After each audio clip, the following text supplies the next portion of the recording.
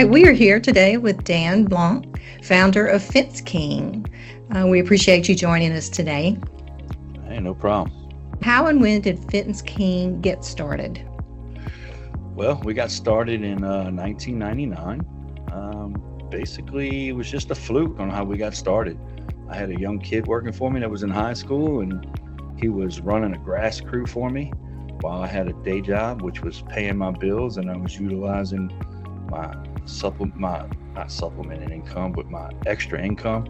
I was using that to, support my big family. I got 4 kids.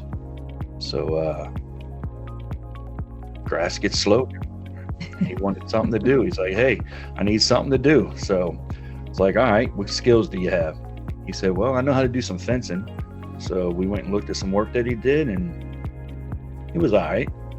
And then I sat down with a friend of mine that was a contractor, and I was like, hey man, teach me how to build a fence. And we basically had a roast beef po' boy, and I learned how to build a fence. So my first fence we did, when you got a brand new fence company, how else are you gonna get somebody to hire you? And at the time, I was working for a plumbing company. We had a lot of contractors, and I was running the company for this guy. So I was like, who's stupid enough to hire me? So I found my cheapest contractor, because of course he wants the cheapest price, and he hired me, and he paid me $2 a foot to build a fence, and he supplied all the material, and I gave the high school kid $2 a foot. I didn't make a dime, but I learned a whole lot on that first fence. So that's how we started. What were the early days like for Fence King?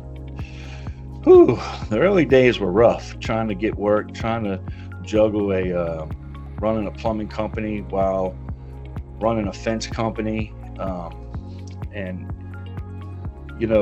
think one of the most important things out there for people to understand is don't quit your day job when you start seeing a little bit of success with your fence company or your side gig.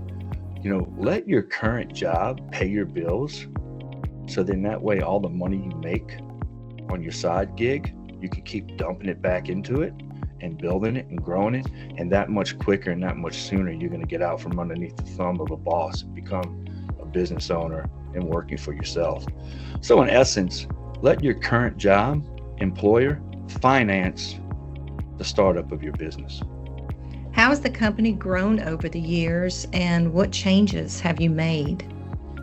Wow. We're in our 25th year. This is 2024, right? Mm-hmm. Man, it's grown a lot. I remember the first truck that we had.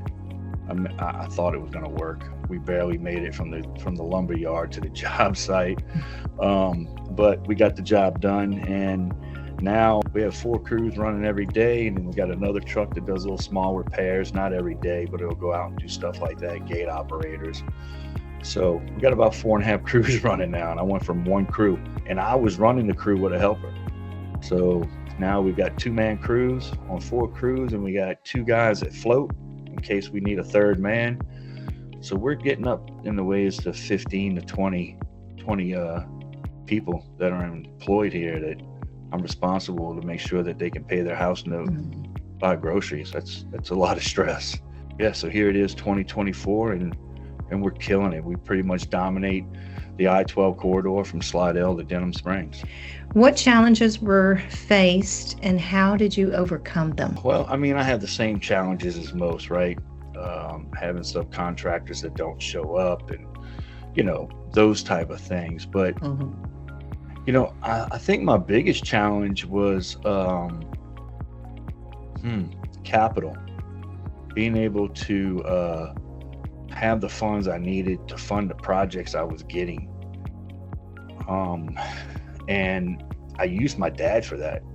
My dad was like my bank. Hey, Pop, I got this job. I need 10 grand. Boom, I go do it, paying back the 10 grand and keep on moving. And in all honesty, that was the worst thing I could have ever done. Doing that, I hurt myself, because then I didn't show making any income. I couldn't get a loan from the bank. I didn't have a Dun and Bradstreet rating. So all those things hurt me. So I started running my business properly and started realizing that I should have done this 20 years ago.